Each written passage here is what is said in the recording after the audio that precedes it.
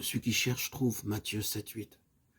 Sur tes murs, Jérusalem, j'ai placé des gardes. Ils ne se tairont ni jour ni nuit.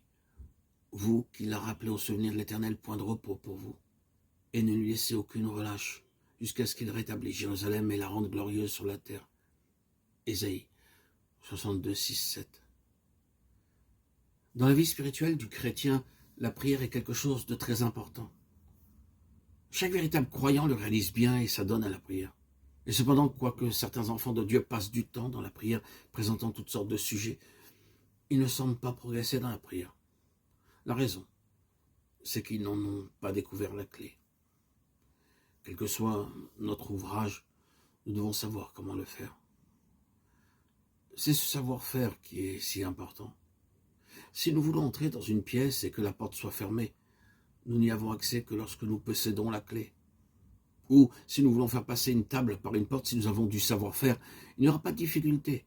Mais si nous ne savons pas comment la transporter, nous cognerons à droite et à gauche, faisant de vains efforts pour franchir la porte.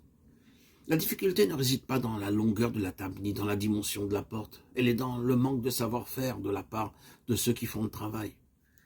Les gens qui ont bien appris à faire les choses les font bien. Ceux qui n'ont pas appris travaillent en vain. Il en est de même en ce qui concerne la prière. Matthieu 7 nous parle des principes en relation avec la prière. L'un d'entre eux, c'est celui qui cherche trouve. Toute recherche nécessite du temps.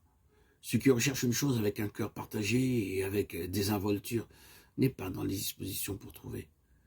La recherche requiert patience et persévérance, et à moins d'être minutieux, nous ne trouverons pas ce que nous cherchons. Si Dieu ne répond pas à nos prières, nous devons exercer la patience et rechercher la clé de la prière. La raison pour laquelle Dieu a répondu à la prière de nombreux saints dans le passé, c'est qu'il possédait la clé de la prière.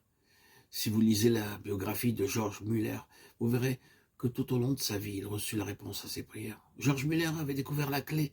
De nombreux chrétiens zélés prient à tout bout de champ, et ils prient avec beaucoup de vocabulaire, mais ils n'obtiennent aucune réponse de la part de Dieu. Dans la prière, les mots ont leur importance, mais nous ne devons pas être épris d'éloquence. Nos paroles doivent être appropriées, elles doivent être des paroles qui touchent le cœur de Dieu et qui l'impliquent pour obtenir la réponse à la prière. Les paroles pertinentes sont la clé de la prière. De telles paroles sont en plein accord avec la volonté de Dieu. C'est pourquoi elles ne peuvent rester sans réponse de sa part.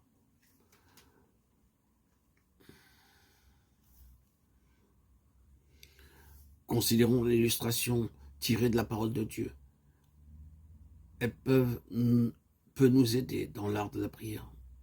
Lorsque Dieu révéla à Abraham qu'il allait juger Sodome et Gomorrhe à cause de la méchanceté de ses habitants, Genèse 18, 16, 33, Abraham se tint devant Dieu et commença alors à prier pour Sodome. Il n'a pas ouvert sa bouche pour dire « Oh, Dieu ait pitié de Sodome ».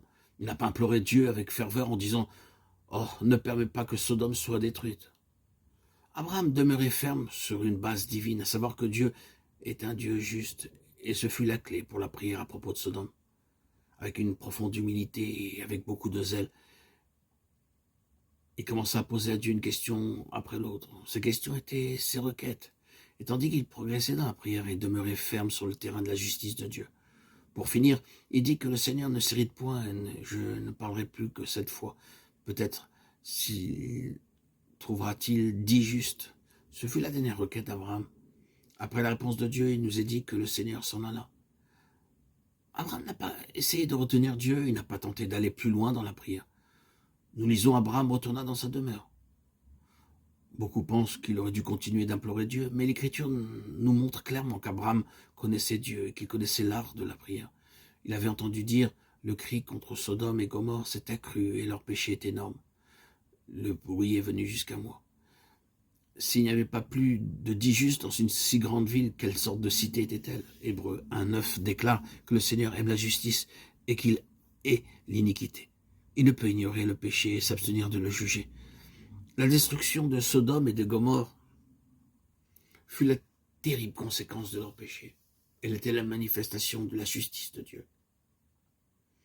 Quand il a renversé sa cité, il ne fit preuve d'aucune injustice à l'égard d'une seule personne qui aurait été juste. Et s'il a délivré le juste, Lot, profondément attristé de la conduite de ces hommes, sans frein dans leur dissolution, 2 Pierre 2,7. La prière d'Abraham avait été exaucée. Il n'y a pas d'injustice en Dieu. Il ne consume pas le juste avec le pécheur.